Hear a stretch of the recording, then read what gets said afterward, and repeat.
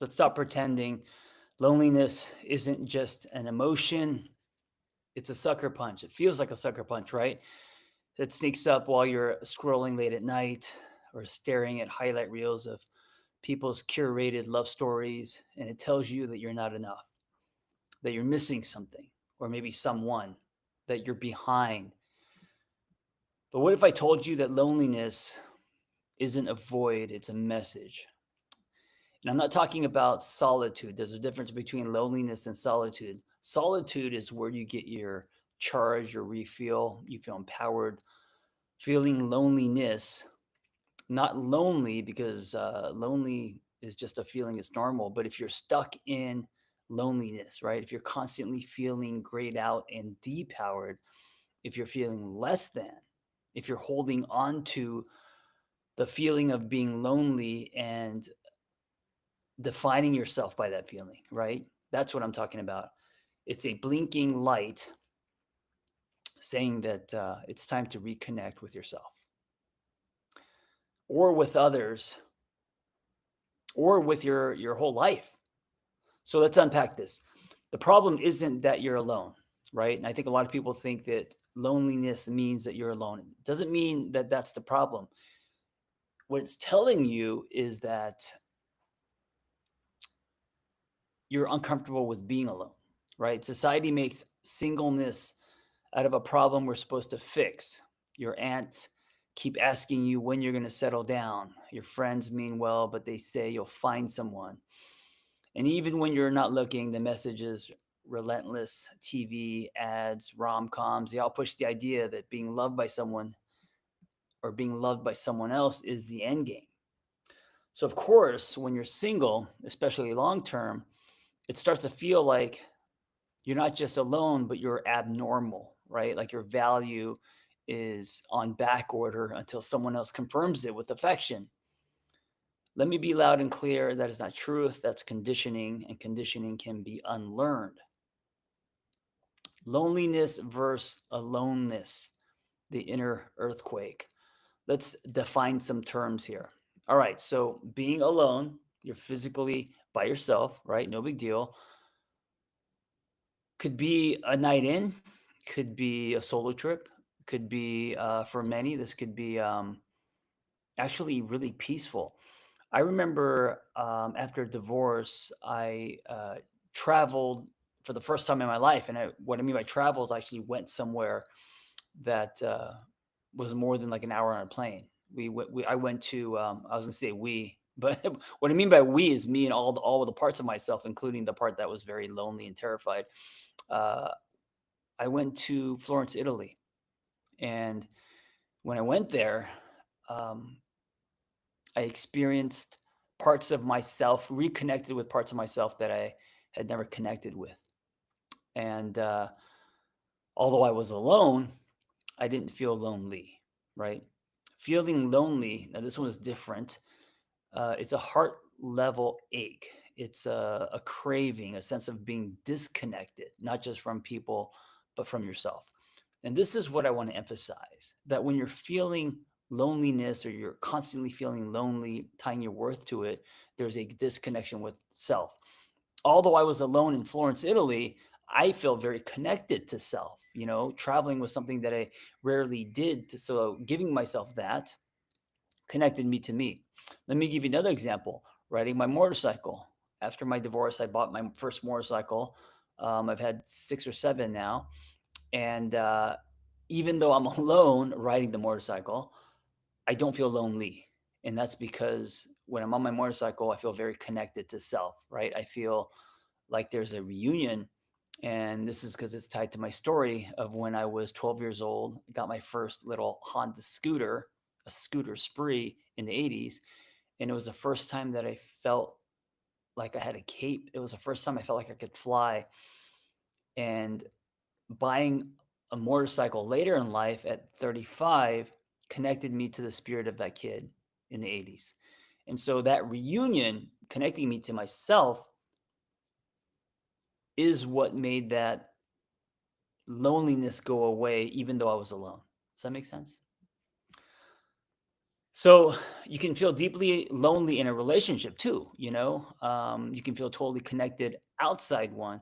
Loneliness isn't solved by another body in the room.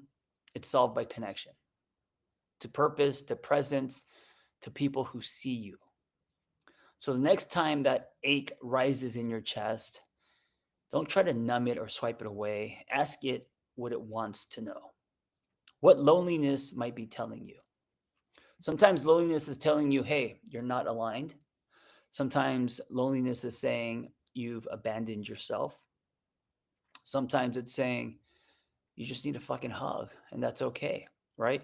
And you have to give yourself these things. You can't wait for someone else. You can't wait for love to answer this call.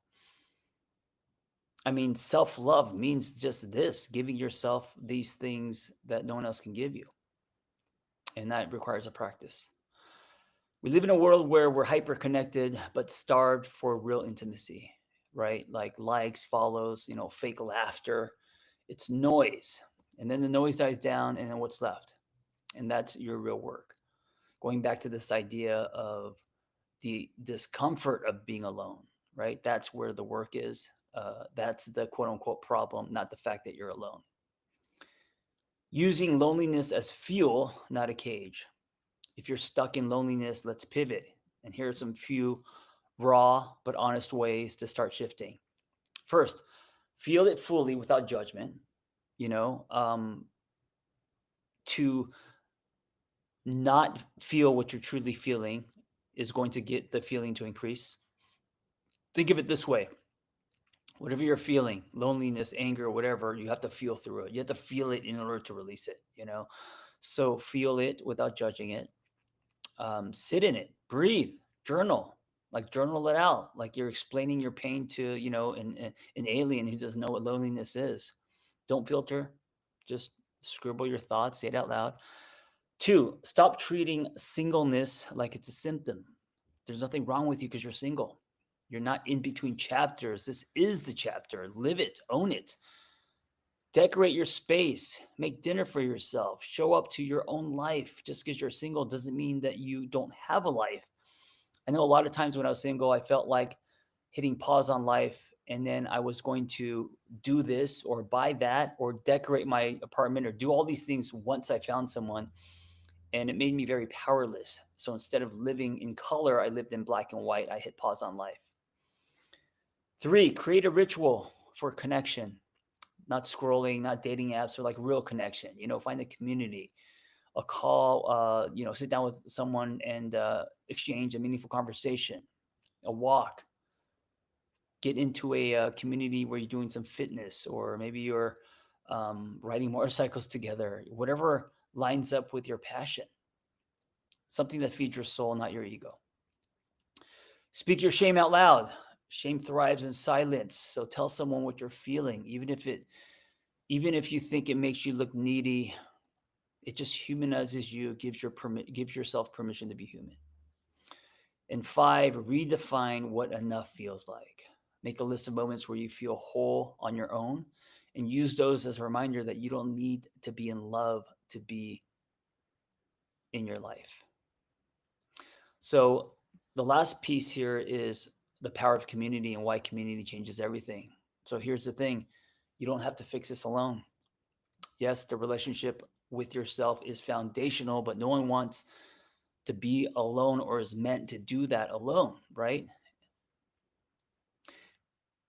We're meant to do things in community. We're meant to grow through each other for deeper connection. And that's why I've built the Power of One, it's a 7-day challenge. And it's not just another self help fix it space. It's a safe, gritty, real, raw space where people like you, like minded people, are coming together to reclaim their power of singlehood and rewrite their stories, to stop apologizing for being in a season of singlehood, because it's not about just knowing the tools, it's about using them with others in real time with real people. So here's my invitation to you.